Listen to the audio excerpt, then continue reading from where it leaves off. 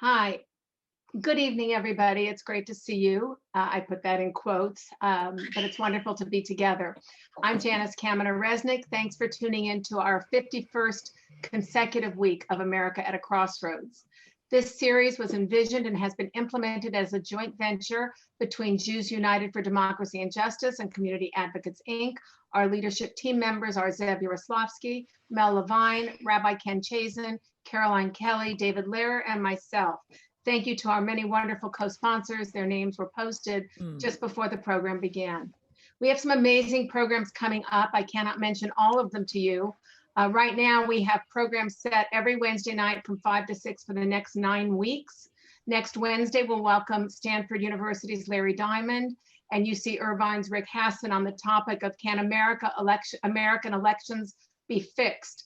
What it will take to strengthen our democracy. NPR's Pam Fessler will moderate. We really urge you to sign up for that program. It's going to be a really important conversation. The final Wednesday in April, we'll feature a program on the subject of Asian American racism, a minority community under assault. In May, aside from former Senator Al Franken, followed by the always amazing Ron Brownstein, we just added a program with Brett Stevens and Michelle Goldberg on the topic of cancel culture, and a program with Erwin Chemerinsky and Richard Ehrenberg in conversation with Henry Weinstein entitled Filibuster, Is it a Relic or a Guardrail? You will be able to register for all of these programs in the email you will get tonight at the conclusion of this program.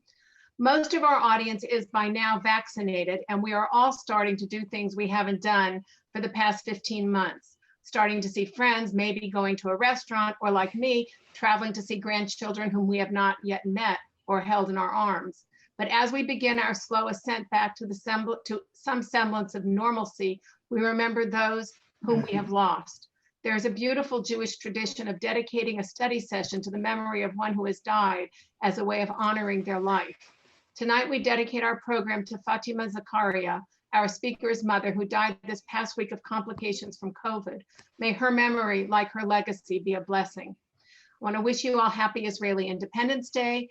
And now to introduce our guest tonight, my amazing partner, the very special David Lehrer. Thank you, Janice. I'm pleased to join you in welcoming everyone to America at a Crossroads, our virtual town hall series. This evening sets a record with nearly 6,000 people registered for the Zoom webinar. Tonight, we feature one of the country's most celebrated observers of current events, Fareed Zakaria, a man who accounts for his multifaceted work. Reaches millions every week through his internationally broadcast CNN program, Fareed Zakaria Global Public Square. Whether on CNN or through his column in the Washington Post, his intelligence, perceptiveness, courage, and warmth are transparently clear. He is the recipient of countless awards and honorary degrees, far too many to mention here. He is joined by Warren Olney, who has hosted a full dozen of these town halls. He is the host and executive producer of the KCRW podcast, To The Point, and To The Point's Climate Change Initiative. He's the recipient of nearly 40 national, regional, and local awards for broadcast excellence, from Emmys to Golden Mics. It should be an enlightening evening. Warren? Well, thank you so much, David. And Fareed, I want to welcome you.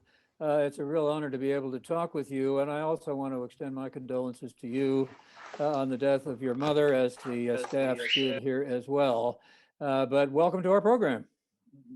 Thank you so much. Thank you for having me. And thank you so much for your condolences. I just want to give the audience a chance. I'm sure they feel the same way. But I also want you and the audience to know you will not be forgotten. As time goes on, I will be texted questions, your questions, and I will stop and ask them of Fareed as we go forward. And we'll go for about an hour. So Fareed, it's great again to have an opportunity to talk with you, and especially about your book. You published a book last year. It was called 10 Lessons for a Post-Pandemic World. We are not yet in a post-pandemic world, I don't think, although there have been a lot of changes since you wrote that book, notably from Trump to Biden. And I wonder, and as we begin the conversation, how your lessons are holding up, or is there anything you want to change? It's funny you asked that question because I'm right now writing the afterword to the paperback edition. And I am asking myself exactly that question. So, for the most part, what I'm struck by, if I can be honest, is the degree to which it's not so much that I got things right, it's that I really was focused and was able to hold my focus to the sort of longer view. The way I wrote this book is in the first 4 months of the pandemic, when every appointment I had was canceled, every trip, every lunch date, every dinner date, I started thinking to myself, what is this world going to look like when we come out of this? Because I realized that this was probably the biggest event we were living through. If you compare it to 9/11 or the global financial crisis, which are two other kind of similar events, this is much deeper, much broader. Every person on earth has been impacted by this pandemic, and the effects are going to go on for years, if not decades. And so I thought to myself, how do I make sense of this? And how do I make sense of the world that is going to be shaped because of this? And so I would get up every morning at about 6:30, and I would not look at the news, not look at the newspaper, radio, television, Twitter, nothing. I would just sit and read about history of pandemics. I'd call experts I knew, and I'd write. And I did that because I wanted to maintain that longer view.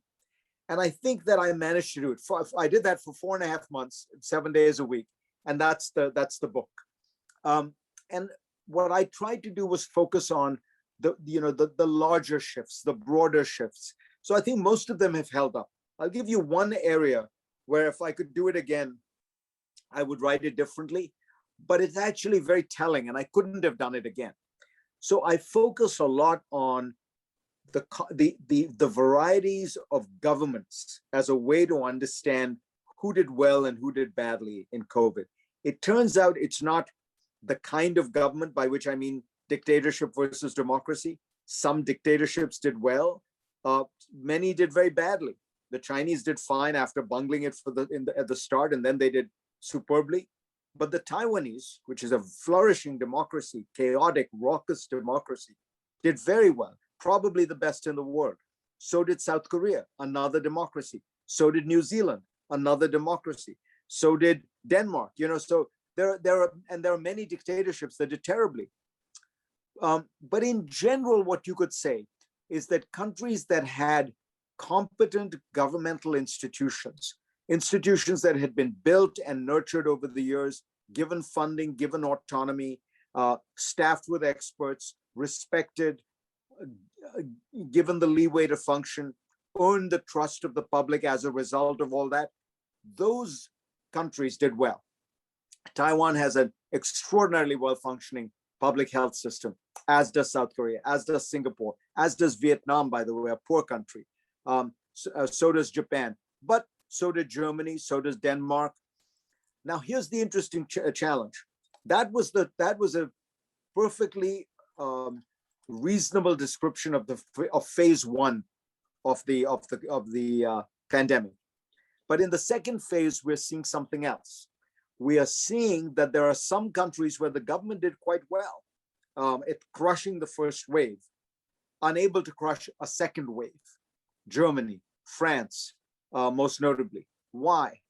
Well, it turns out, no matter how good your government is, if at some point in a democratic society, the public stops listening, the public just gets fed up, the public gets weary, it turns out not to work so well. And so I realized we had to look beyond just the governments, but also at the people, beyond the state, also at society. And I was very intrigued by the sociologist Michelle Gelfand's work, where she points out there are some societies which she calls tight societies, and there are some that are loose. Tight societies are places where people listen to rules, and those places handle social distancing very well. Loose societies are places where people instinctively defy rules, and they handle the social distancing by and large badly. Even when the government forced them to handle it well, after a while, they couldn't continue. Two very interesting countries in this regard, of course, are the United States and Israel, both loose societies, both of which bungled the first stages of this for precisely that reason. But then the very creativity, on entrepreneurship, individualism that comes from that rule breaking culture turns out to be very useful in getting the vaccine, in doing the science that gets you the vaccine. So, nothing is nothing, you don't get everything. The countries that were looser did tend to be more innovative, more free-spirited, and they ultimately found and adopted very quickly the best solution. But I think it's fair to say that in all of these cases, one should pay attention not just to the government, but also to the people. One of the things that you talk about a lot is the quality of government. You've just alluded to it. And one of the things that I hadn't realized until I looked at the book, although as a person who's been both a local and national reporter, I should have recognized it. And now that I look at what's going on around me, I can see it. And that is that there are something like 96,000 different units of state and local governments that are dealing with public health. How can that be a formula for success? Well, that's why we've done as badly as we have. And, by the way, we're still doing terribly at things like testing, at tracing, at social distancing. Our per capita death rates are still very bad. They're much worse than countries in Europe like Germany and even France. So let's not, while the vaccine has gone very, very well, let's not forget that. The fundamental problem is that we live in a country born out of an anti-statist revolution. One of the first flags of the United States was the snake that says, "Don't tread on me," right? And the person who you're saying that about is the federal government. Right. And so there's this jealous guarding of autonomy in a crazy quilt patchwork of authority, center, state, local. We saw it in the 2000 election, right? When we suddenly realized that the state of Florida has different ballots for every county within it. Some have punch ballots, some have electronic ballots, some have hanging chads, some have butterfly ballots. Well, imagine doing healthcare that way. It turns out to be total chaos. If you look at the Taiwan system, they have a single payer system where all data is collected centrally, all data is shared centrally. They were able to move like rapid fire. So there's no question that one of the things that we have often celebrated about American democracy, and I think it's probably good for democracy, which is this very strong tradition of local and state government, it's very bad from the point of view of, the uniformity of public health provision. But things like voting, things like gun control laws. One of the reasons gun control doesn't work in America is because you may implement it in your state. It doesn't mean it's going to be implemented in the next state. And that's one of the things you've seen in cities like Chicago. So I think that we have a particular challenge in America because we have this crazy quilt patchwork of government. By the way, the other country that has it is Germany. After the war, the United States determined that we were going to make sure there was never again a very powerful national German government for obvious reasons. As a result, Germany has a very weak and divided and decentralized government. And one of the challenges Germany has had in its second wave was that the states started to rebel, much as Florida and Texas and places like that rebelled in the United States. You had that same dynamic. So it turns out, again, this is where you realize life is complicated. There are some things that are good for some reasons. As I say, from a point of view of democratic experiment, good to have this kind of crazy quilt patchwork. Not sure it's a good idea for public health. In fact, there are very few advantages and mostly disadvantages. Well, in what other ways would a more centralized government and more powerful centralized government be important? I understand you to be saying that the idea of limited government that Ronald Reagan represented, that Margaret Thatcher represented, is something now that we ought to be moving away from. And it seems to me that's contradictory to what you're saying. Because you're advocating diversity in government on the one hand, and yet more centrality on the other. So that's a very good question. What's interesting about the pandemic is what it revealed is it's not really the size of government, it's the competence. So Taiwan spends 5% of GDP on healthcare. We spend 19% of GDP on healthcare. Most of the East Asian governments I'm talking about have very lean governments. They all have a much lower percentage of GDP. They take up a lower percentage of GDP. But what government they have is well organized, efficiently organized, has clean lines of authority, does not have multiple reviews. So if you think about California is a perfect example of kind of government gone crazy, in my view, because you have so much bureaucracy, so many regulations. That's not the idea. That what succeeded in the pandemic, and what I think the pandemic shows you is the way for the future. Success is going to come from countries that can figure out how to get government right. My point about Reagan and Thatcher is you can't do without government. The whole idea of this kind of anti-statist revolution has been a failure. All this the idea we're just going to cut taxes, we're going to starve the government. All we've ended up is more and more dysfunctional government that still has to perform basic functions. So the real debate should be, how do you organize a good, smart, effective government? We don't want bloat, we don't want bureaucracy, we don't want overregulation, but we also don't want a government that is so starved of resources that it can't fulfill its basic functions. How do you get it to be competent when there is so much diversity that you have whole communities that, for example, in the case of the pandemic, don't want to wear a mask? Yeah, I mean, this is where you get back to two things. One is, I think that the government needs to make sure that it's, there are rules, there are mandates. Government has the authority to do these. They could be enforced better. Part of it is public education. I think we went through a very bad 4 years in which you had a president who openly mocked the government. This is even before the pandemic.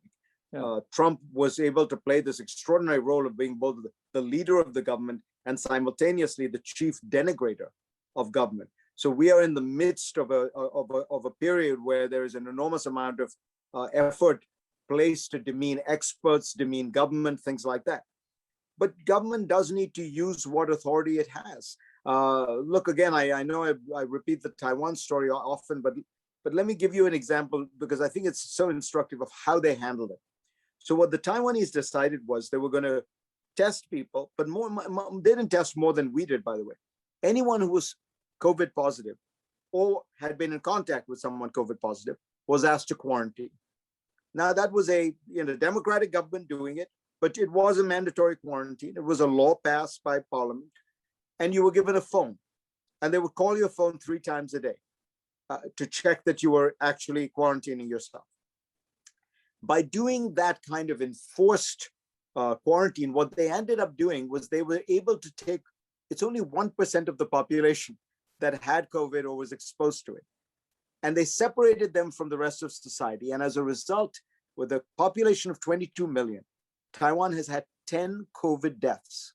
With a population of 20 million, New York State has 40,000 COVID deaths. But here's the most extraordinary part. Taiwan did not have for 1 day any kind of lockdown.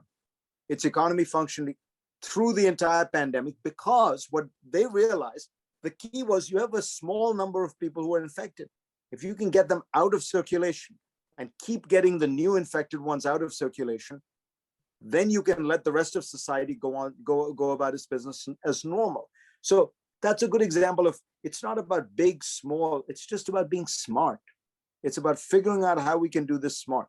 And look, you point to a very real problem. We have in America we are developing a kind of large faction of the country that is anti-science, anti-experts, anti-elite, anti-fact, and anti-state. So even if they agree with you, they would not agree to do things on the basis of some sense of individual liberty.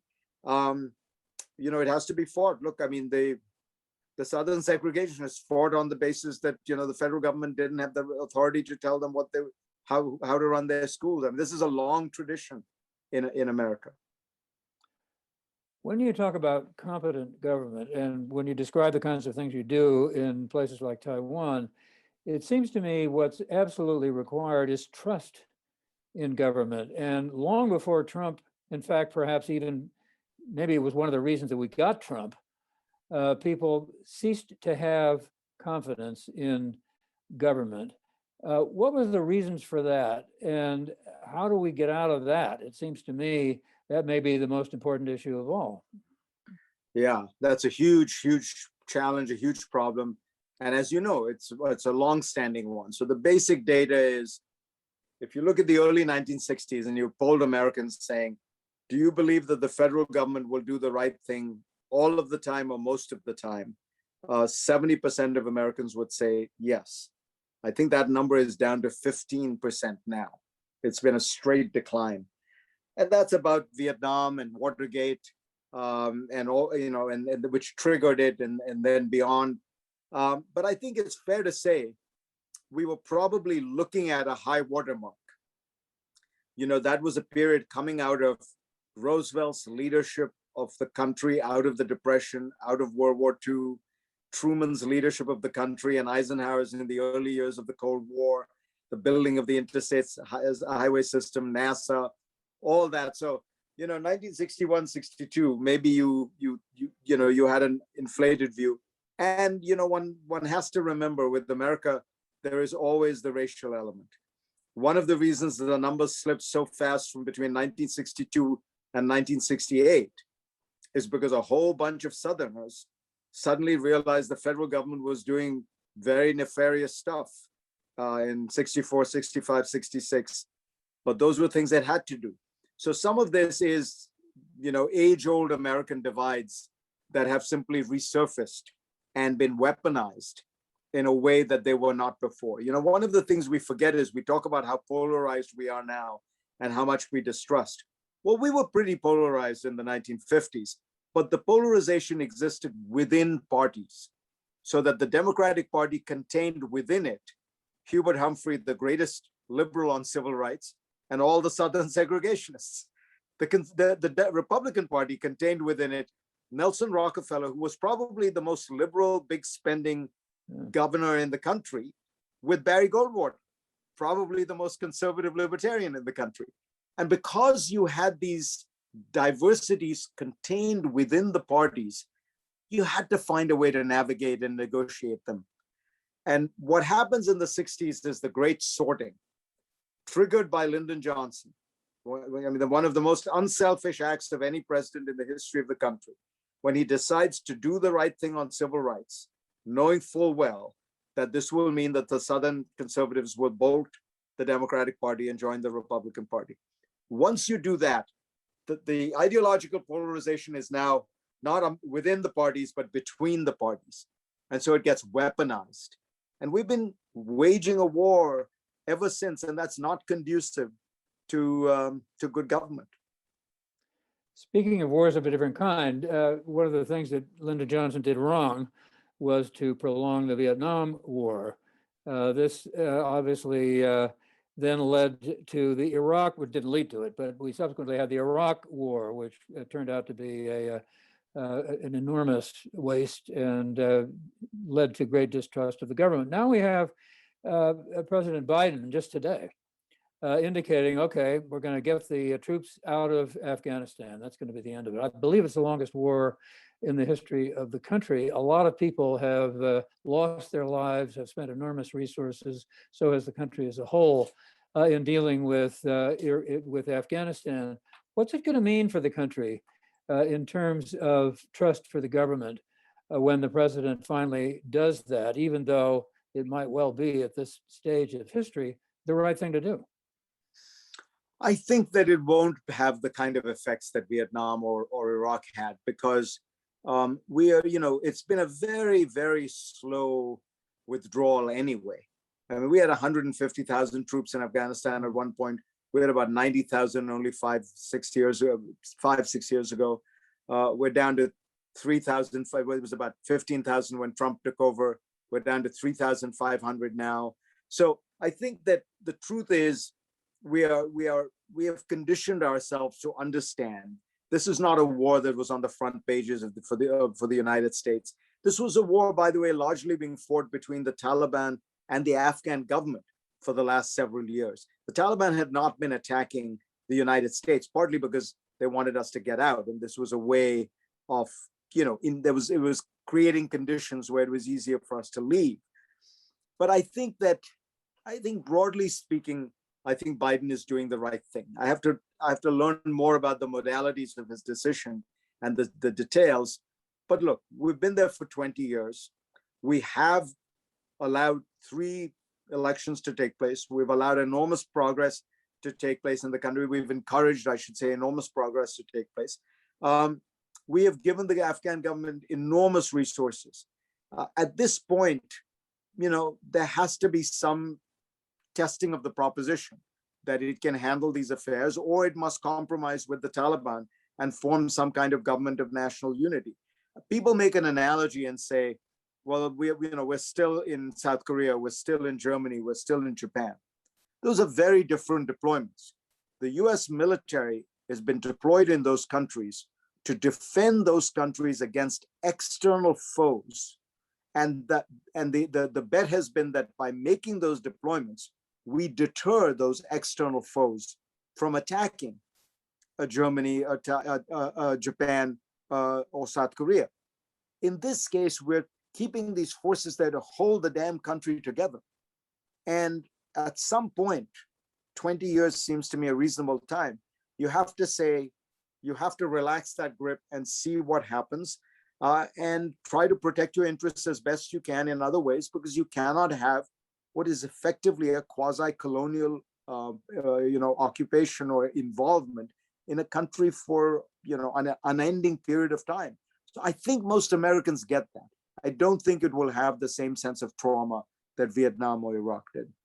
Isn't that quasi-colonial relationship inevitable under those circumstances, especially when so much in the way of resources is put into a country that has so little, so little resources of its own to begin with? And can you make the argument that what we've attempted to do is make other countries in our image, or in the way we want them to be made, and make them not just defend them from within against external enemies, but also make them toe the line as far as we're concerned, particularly in terms of economics, not so much in the case of Afghanistan, but in the case of other countries. And do we have the right to do that? Do we have the power to do that? Have we lost now the ability to do that, given what's happened, particularly as a result of the Trump administration? Well, you raise a very profound issue. Look, it's in our DNA. The Americans are not going to go into other countries and say, you can just do whatever you want, and we're going to leave you to have your, women can stay in backward conditions, fully veiled, without education. You can have an economy where 5 oligarchs own everything. We're gonna leave. That's not why we getting. The United States can either disengage from the world completely. This is the great tradition of American isolationism, or we believe we have to transform the world. We cannot engage as a traditional European great power. That is not in America's DNA. Maybe that's the high Protestant culture. We want to proselytize. You're absolutely right. We go into an Afghanistan, we go into an Iraq, we went into Vietnam. We think to ourselves, how do we make this place better? How do we make it so that, and what we mean by better is more like us. So I think that at some level, that is part of the American engagement with the world. I would like to think on the whole, while there have been many excesses and acts of hubris and acts of ambition, it has had the effect of moving the world in a positive direction. Think about Western Europe after World War II.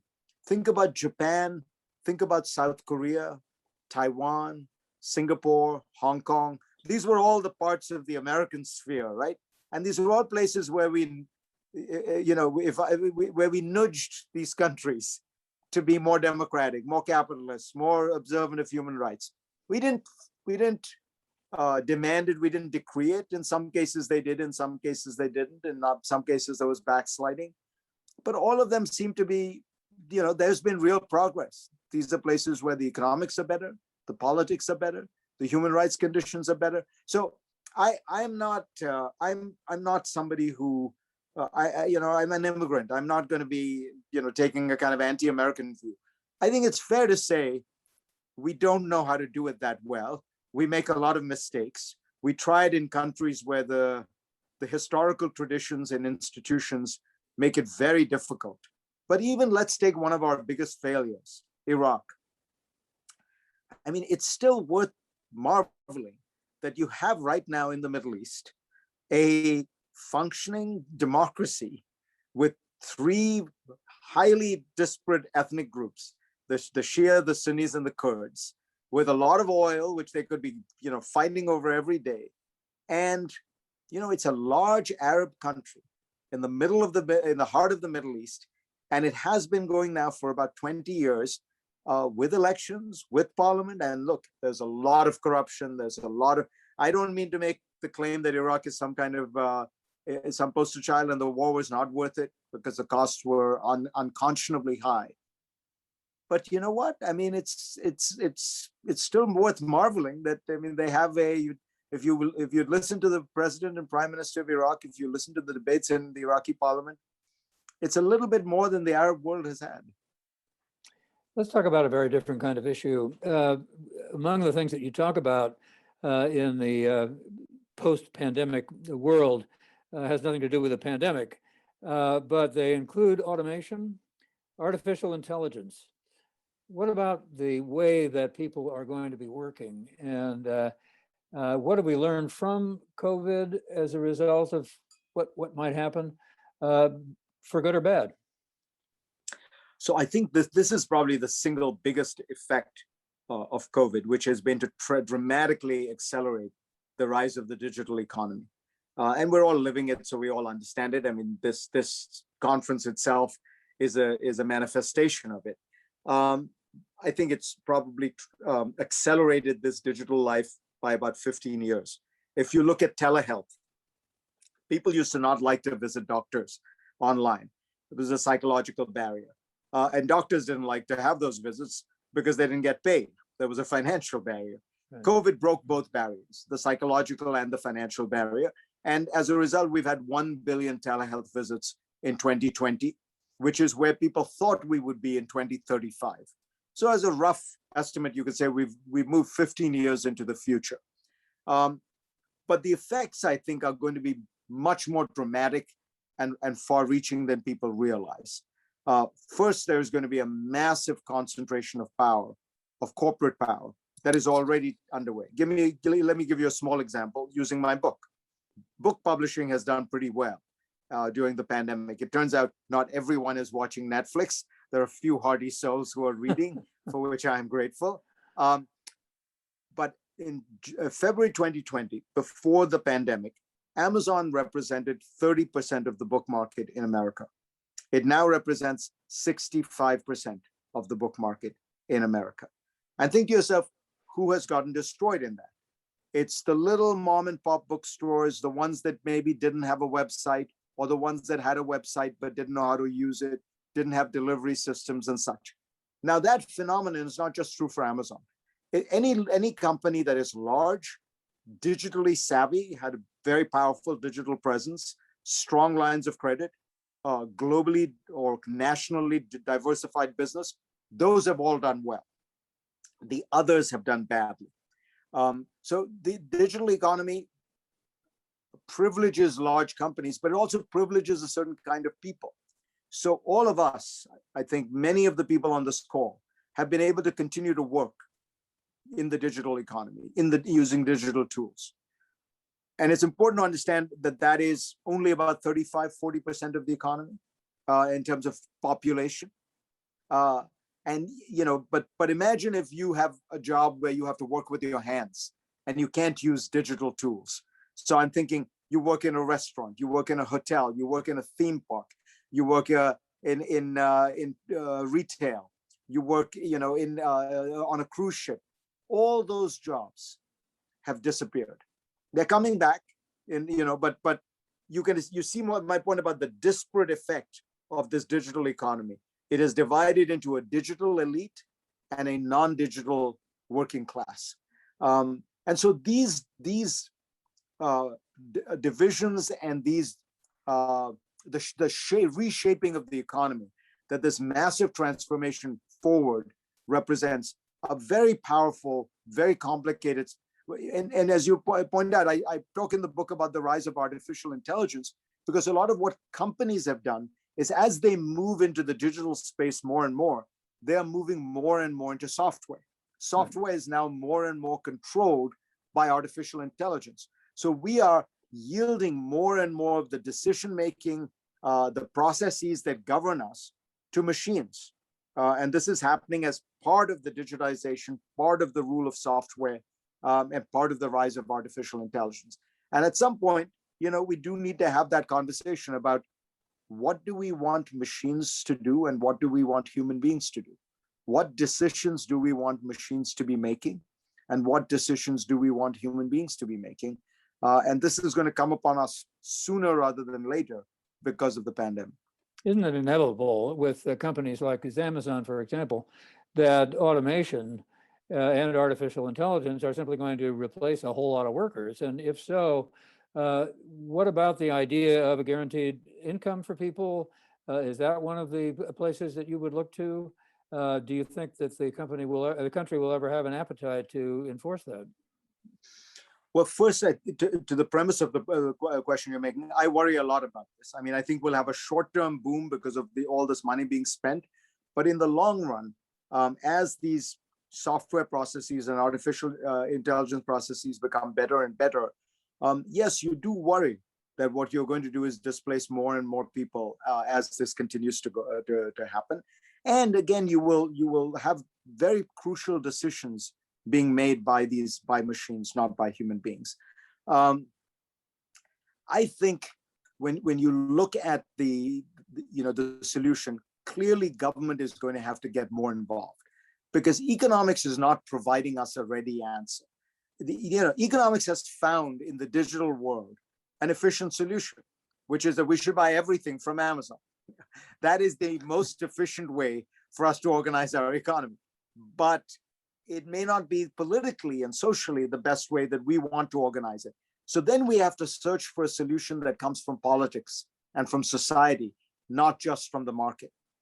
I am not myself a big fan of the universal basic income for a couple of reasons. First, I think it's politically not likely to happen. It's unpopular. It's very expensive. I think that if it came in place of all other welfare programs, then you could do it. But on top of it, you're talking about something on the range of, trillions and trillions and trillions of dollars. I mean, this would make universal healthcare look like kindergarten. What I'm very much in favor of, though, which is probably the most efficient government program that exists, is the earned income tax credit being substantially expanded. One of the reasons people don't like it or doesn't have much political support is, quite frankly, it sounds very wonky and most people don't understand it. And what the earned income tax credit is very simple. It just says, if you are working full-time in America, the government will make sure you don't live in poverty. In other words, if you work at a job and you're working full-time and the market for some reason only pays, so that you make $10,000 or $15,000 a year, the government will top up your wages to bring you above the poverty line, which, by the way, is not that high in America, just so people understand. I mean, you're talking essentially $20,000 for, family. And so I think that's a much more effective way to do it, because you continue to incentivize work, you continue to honor work. I think a lot of what I worry about with artificial intelligence is not just the money. What will people do if they have no jobs? I think for so many human beings, and let me be honest, for so many men, your sense of self-worth is wrapped up in your job, in your career, the dignity that the respect you hold yourself in, what you do with yourself day to day. There are experiments in Africa where you see men without work, and it doesn't go well. Look at what's happening in places like Appalachia, where you have this opioid crisis, and where you have, where the work has disappeared. Yeah. It leads to, family decay. One of the great revelations I think we have all had as a country is there was a lot of things that used to be blamed on Black culture. out of wedlock birth, drug use, petty crime, the disorder of neighborhoods, the decay of family structures. And William Julius Wilson, a brilliant Black scholar, wrote a book called When Work Disappears. And his point was all this is happening because these, because Blacks moved to Northern Europe just as deindustrialization started to happen. They came to these places hoping for jobs. They didn't get the jobs, or they got them and the factories closed down. And this is all the consequence of joblessness. Well, what has been remarkable to watch is as the jobs disappeared in Ohio and Pennsylvania and Michigan and West Virginia and Appalachia, whites had exactly the same trajectory. They followed the same pathology of out of wedlock births, family decay, drug use, petty crime, So I think having a job is more than just money. I have been looking down at my iPhone as promised, and I've got a lot of questions here. And I promised the audience that I would start to deliver them, and so I will. And some of them are quite specific. Sid wants to know, what do you think of President Biden's China policy? That is very specific. So let me begin by saying I've been very heartened by President Biden, both the tone of his presidency, the substance of the presidency, and the competence with which they have rolled out the vaccine. It's a good example, by the way, we were talking about, the quality of state and quality of governance. A lot matters in terms of what happens at the top. Greece, for example, has managed the pandemic very well because it has a very competent prime minister. Greece is not a country you think of when you think about highly competent governmental institutions and bureaucracies, but it had a very competent leader. Biden has shown that if the president takes this stuff seriously, and if he directs his staff to take this stuff seriously, you can do extraordinary things. When he came in, we were vaccinating 700,000 people a day. We are now vaccinating close to 4 million people a day. So huge sea change. On China, I think that he hasn't gotten his sea legs yet. I think that there is a certain part of the Democratic Party that Joe Biden comes out of that has ever since Vietnam run scared of the Republican Party. And they run scared of the Republican Party for fear that they will be considered weak and dovish and peaceniks. And I think he's made two mistakes. One was on Iran and one was on China. He promised that he was going to get back into the Iran deal. The day he came into office, he should have just said, we're back in the deal. Iran has 3 days to comply. If not, wait. Instead, it's turned, and I know, again, the reason was they were worried about what will Marco Rubio tweet and what will Tom Cotton tweet and what will Josh Hawley tweet. And they found themselves paralyzed and have a crisis now that's been created with the Israeli government trying to kind of create facts on the ground that make it harder to go back into the deal. And on China, similarly, they feel as though they need to show that they're very tough and they're acting very tough. The big danger here, and we can talk about this more if we like, but the big danger here is we're facing a completely different adversary than we have before. China is the second largest economy in the world. It is larger than numbers 3, 4, 5, and 6 put together. It is the second largest defense budget in the world, which is larger than numbers 3, 4, 5, and 6 put together. It is the most favored trading state. In other words, it has the largest trade volume with twice as many countries as the United States does. Every country in Asia has China as its number one trading partner. So, when you think you're just going to get tough with China, well, guess what? They're not going to take it like some colonial satrap, right? What happened in Anchorage when the Secretary of State and the National Security Advisor went there and they decided they were going to open the meeting by admonishing China. The Chinese got right back up and punched right back. And it was a harangue 4 times as long as the Secretary of State's. Well, that's going to happen. China is not Iran or Afghanistan. It's not. This is a country that thinks of itself as a great civilization, that thinks that it is, a country with an enormous productive economy, which has grown faster than any country in the history of the world, including the United States. China has compounded at 10% a year for 40 years. So I think we need to, I think the Biden administration needs to take a pause and sit back and ask, what kind of relationship do we want with a country that is not really an equal? I mean, the US is still more powerful, but is going to occupy the space of a, of a peer. It is going to, how do you think about that? How are you willing to think about ways to give the Chinese a certain amount of space at the table? Or are you going to constantly be reading them the riot act and telling them how they're deficient and what they're not doing well and how they're, doing this badly and that badly? I think that would lead to a very nasty confrontational kind of Cold War between the two most powerful countries in the world. And it feels like we should have a serious strategic conversation and dialogue and think before we go down that path. Not all the questions are specific, but here's another one that is, and it is another one that has to do with international relations and domestic politics. Cookie wants to know, how's Biden going to proceed with Cuba? Again, I think we all know where his heart is. I think he was part of the Obama opening to Cuba. And again, my rule to the Biden administration would be, don't give a damn what Marco Rubio tweets. Because, by the way, he's not going to love anything you do. This is something Biden seems to have understood on domestic policy, but somehow he has not completely internalized it on foreign policy. You are not going to win the Republicans over by showing how tough you are on Cuba. They're going to claim you're weak no matter what you do. They're going to claim that, by the way, if you look at their response to Biden's China policy, they're all criticizing him. They're all claiming that he's doing it because Hunter Biden has deals in China. Nothing has changed. Biden could, declare war on China tomorrow, and they would find fault in the words he used to declare it. So with Cuba, I would think, again, you might as well do the right thing. And we know that the policy of sanctions, containment, isolation with Cuba has not worked. Let me put it very simply. The United States put in place a policy in 1959 after the Fidel Castro took over, which was meant to be designed to topple the Castro regime, right?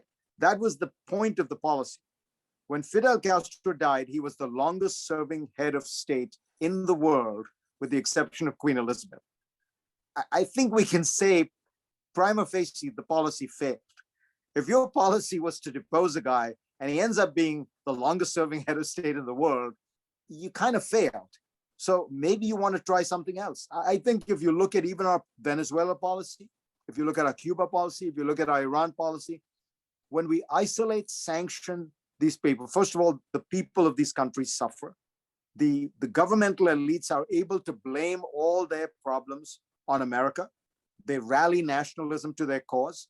They, by the way, get enormously wealthy in the process, because when you don't have open trade and you have highly controlled trade, the only channels of trade are government control. So the people in Iran who most want the sanctions to continue are the Revolutionary Guards, because they control all the smuggling outfits.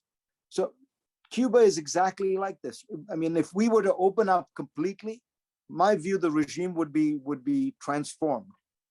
It wouldn't become a great liberal democracy, but it'd be much more open, much more, much more normal. And by the way, it would be better for the people of Cuba, which is surely part of what we should be thinking about. All right, here's a question from Phil, who wants to know how attitudes toward immigration are going to be changing under Biden. So Biden, again, I think has his heart absolutely in the right place. It's important to understand just how cruel the Trump administration was on immigration. The Trump administration, and in most areas, Trump was pretty incompetent because he fundamentally ran the presidency like a kind of reality television show. It wasn't, the point wasn't actually governance. It was a kind of performance. So it was tweets and statements and things like that.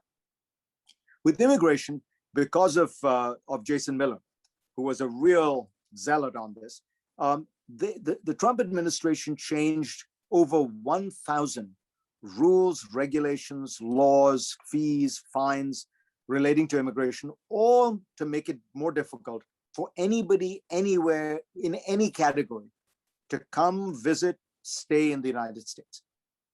Tourist visas became harder, business visas became harder, H-1s became harder, J-1s, everything became harder. And the Biden administration is trying to undo this, and they are systematically working at it.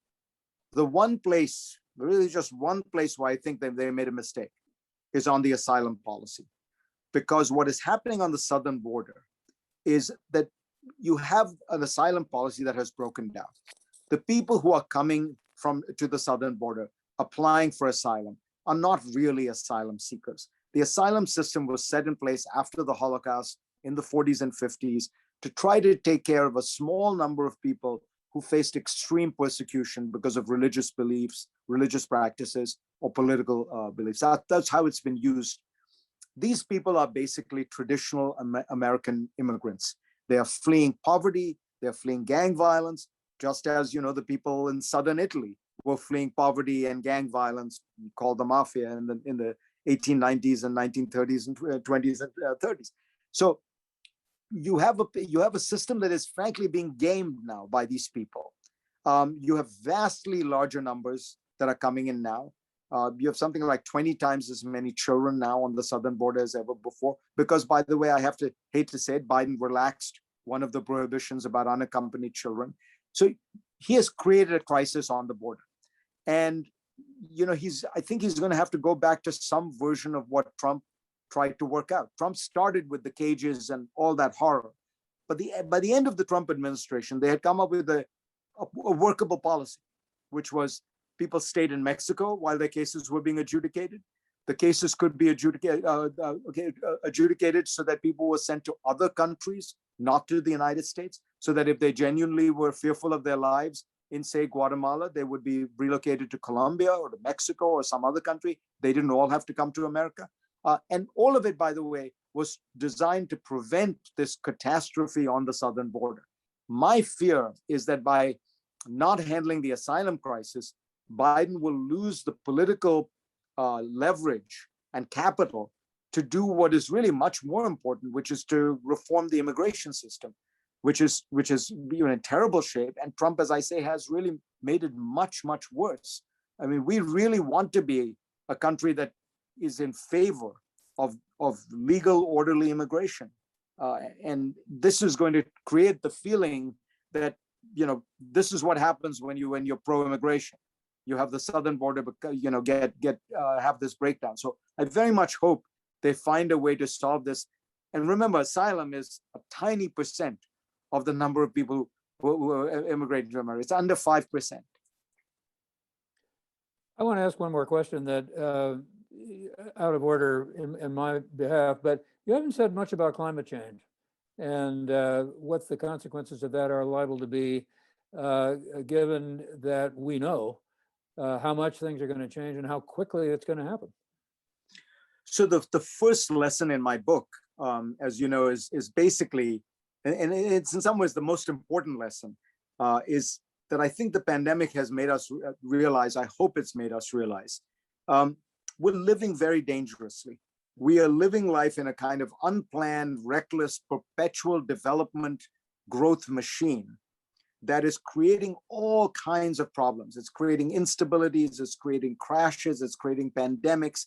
And I try to detail exactly how.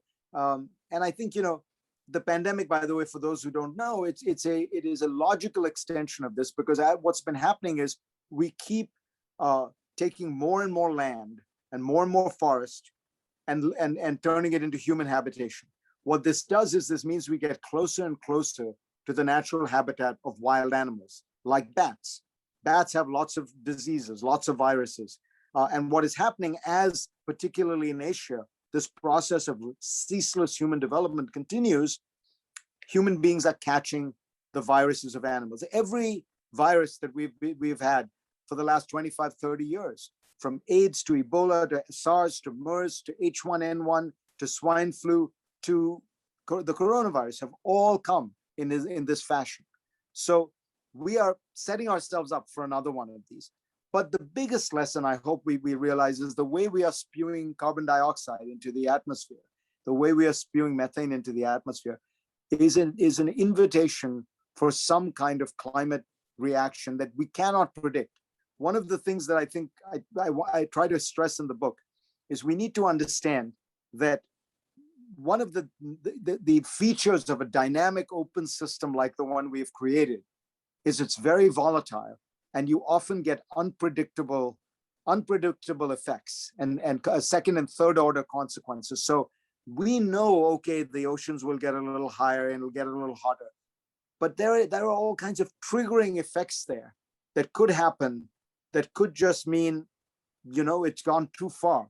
So I very much hope, I mean, it's at some level above my pay grade, but I very much hope that the pandemic, which I think of in some ways as kind of, I think the Pope called it this nature's revenge, makes us realize that, we're living very dangerously. I mean, we had last year in the United States more land burned down to the ground in forest fires, much of it in California, than the entire state of Massachusetts. It is like the entire state of Massachusetts burning to the ground. If that isn't a sign that we're living a little bit risky, I don't know what is. Just one more quick one that has to do with technology. I beg your pardon. Mark asks, will increased cyber security be one of the fallouts? I think he means insecurity, will be a fallout from COVID. Well, it will in a second order sense, in that the more you go digital, the easier it is for everything digital to be compromised. I mean, one of the things that's happening here is that as you become more and more digital, we didn't realize, but that meant more and more opportunities for cyber theft, for hacking, for cyber warfare. It happens at a personal level. I had a cybersecurity firm give me a briefing a year or two ago, and they were explaining to me how one of the things they had noticed at that time was people had started putting their garage doors on their phone apps. But the problem is, once you put your garage door on your phone app, it turns out your garage door, the software in there is very open. And so what was happening is people were hacking in, using the software in the garage door into your phone, through that into your bank account, right? Now, so if everything is connected, we enjoy all the virtues of everything being connected, but we have to understand there are also vulnerabilities of everything being connected. Now, the good news is we are getting very good at cybersecurity. I'm sure most of you are going through these two-factor authentications, and I think we're going to move to much more iris scanning and much more facial recognition so that these things become even more difficult to penetrate. But look, fundamentally, the more we move to a digital economy, the more we move to everything being connected, the easier it is for people to find a way to get into things. Old-fashioned robbery is out, the robbers have been put out of business. Somebody pointed out to me the carjacking in New York, I think, has gone down 90%. Because once the car is a computer, what's the point of stealing it? The car company can tell you exactly where it is and send the police to you anytime, right? So that kind of crime has gone down. There's other crime that's going up.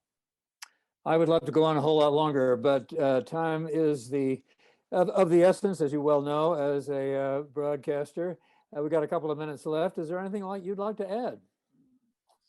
I think probably the main thing I'd like to add is that, sometimes when we think about these kind of big events, these big shocks to the system, it's easy to get very gloomy because we're always able to see all the problems, but we're not able to see something very important, which is the ingenuity inside every human being that is allowing us to come up with solutions to these problems, come up to adaptations to these problems.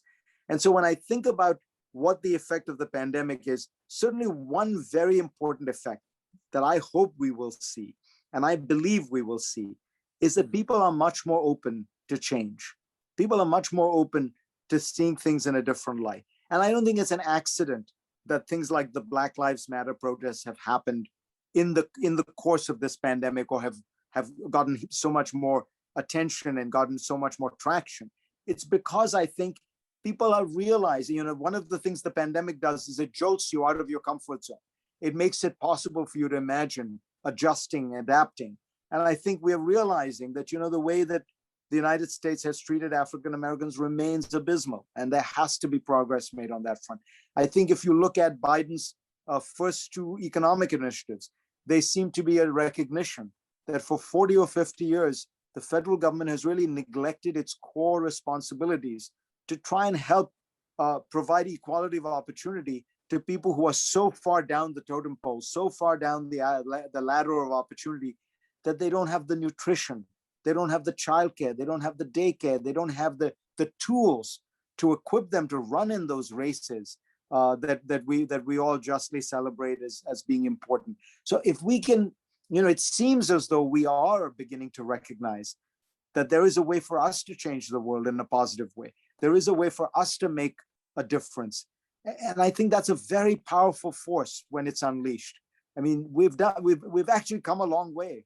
If you think of the reduction of poverty, the extension of life, the extraordinary miracles of science, with the vaccine being one of them, there's an enormous amount to be proud of. And there's a great excitement in my mind about imagining what it would look like to unleash all this human ingenuity on the problems we see. And, I have to close by saying, I think that if you had to choose a country to be in, to watch all this happening, the United States of America is the best place in the world. Maybe it's just because I'm an immigrant, but I think that, we have such an extraordinary culture of trying to take advantage of these moments and changing. But let's not resist the change. Let's not fight it. Let's say we want to change. We just want to change in the best way we can. It's just extraordinary to talk to you and to listen to you call on history, predict the future, use contemporary examples to go in both directions. It's just an education to hear from you. I want to remind our listeners that your book is 10 Lessons for a Post-Pandemic World, lessons that are still being learned, we assume, and it's a book well worth reading. Fareed Zakaria, thank you so very much for being with us on America at the Crossroads. Thank you, Warren. Pleasure is mine.